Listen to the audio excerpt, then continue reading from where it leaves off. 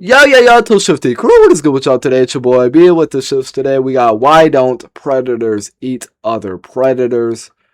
Make sure y'all like and subscribe. Go follow my Twitch, twitch.tv/Bwithdashifts1. Let's get straight to it, Are man. standing at the top of the food chain. You feel safe We're there. live every day, Nothing 8 p.m. hunts you. CT. Nothing dares to touch you. Okay. But here's the strange part. You are surrounded by other hunters just like you, and they are closer than you think. A lion can kill a hyena in seconds. A wolf can kill a coyote just as fast. Wow. An eagle can rip apart a fox before it even sees it coming. Dang. And yet, almost none of them eat what they kill. Wow. Most people assume predators avoid each other out of some kind of respect. Like there's an unwritten code among killers, a rule of honor between hunters. That's not quite right. The real reason is far colder than respect. And it might be one of the most brutal survival calculations in all of nature. This is called intra-guild predation. And once you understand it, you'll never look at competition the same way again. Stay till the end, because the last part of this story isn't really about animals. It's about you. Let's start with a scene most people never think about. A lion spots a hyena in the open grass. The lion doesn't need food right now. It just ate. Its stomach is full. But it attacks anyway. The hyena runs. It doesn't stand a chance. Lion King. Within seconds, it's dead. Yeah. And then something strange happens. The lion walks away. It doesn't eat a single bite. Why kill something you're not going to eat? This isn't rare. Researchers Francisco Palomares and Tim Caro studied this exact pattern across dozens of carnivore species in 1999. And they found something surprising. Killing without eating happens constantly among predators. Foxes kill other foxes. Why would they do that? Kill coyotes. Wolves kill cougars. And in almost every case, the body is left behind. I thought so what's actually going on? The answer starts with a simple truth. Being a predator is expensive. Every hunt burns energy. Every chase risks injury. A broken leg for a lion isn't just painful, it's a death sentence. Now imagine there's another hunter nearby, one that eats the same prey you do.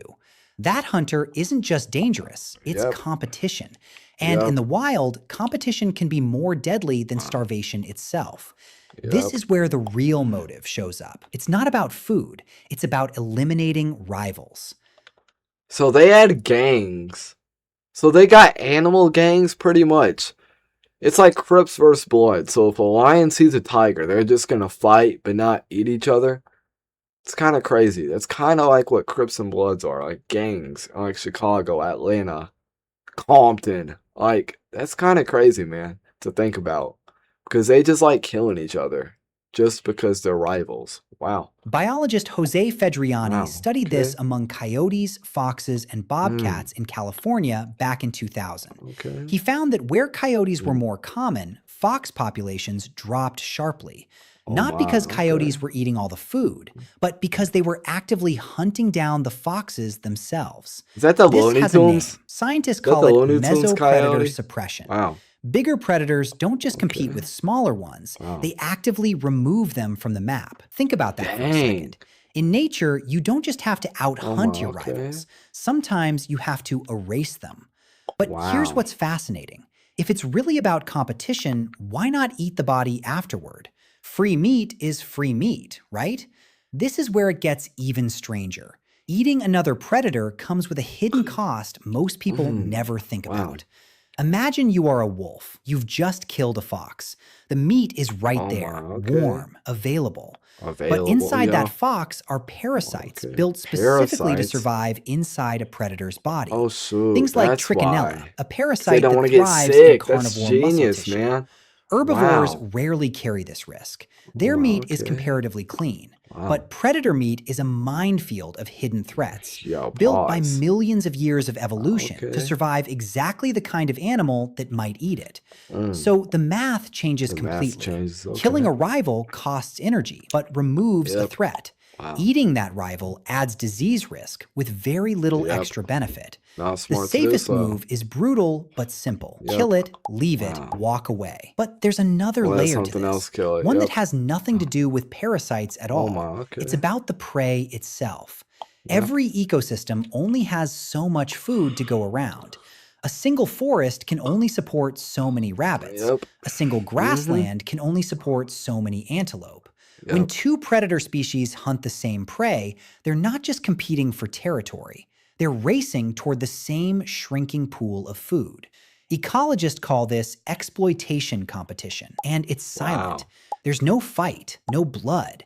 Just one species slowly starving while the other thrives. Imagine you are a bobcat. The rabbits in your territory are disappearing. Not because you're failing to hunt, but because a coyote pack 3 miles away is clearing them out faster than they can breed back. You never even see the coyotes. You just feel the hunger creeping in. This is why so many predator conflicts aren't really about violence at all. They're about who empties the pantry first. And this single change rippled out. So they just hate fewer coyotes meant more rodents survived. More rodents meant changes in vegetation. Yeah, we don't want rodents. One predator eliminating another predator reshaped an entire landscape. Take Yellowstone. When wolves were reintroduced in 1995, something unexpected happened. Coyote numbers collapsed almost immediately. Crazy. Ecologist William Ripple documented this shift in the years that followed. Wolves weren't just out competing coyotes for food. They were hunting them down directly. Coyote packs shrank. Their territories shattered. This is the part most people never see. Predators aren't just managing prey. They're constantly managing each other. So what happens when two apex predators are forced to share the same space with no clear winner? This is where things get even more intense. Researcher L. Mark Elbrock spent years studying mountain lions in the American West. He documented cases where cougars killed wolves and wolves killed cougars in direct territorial clashes.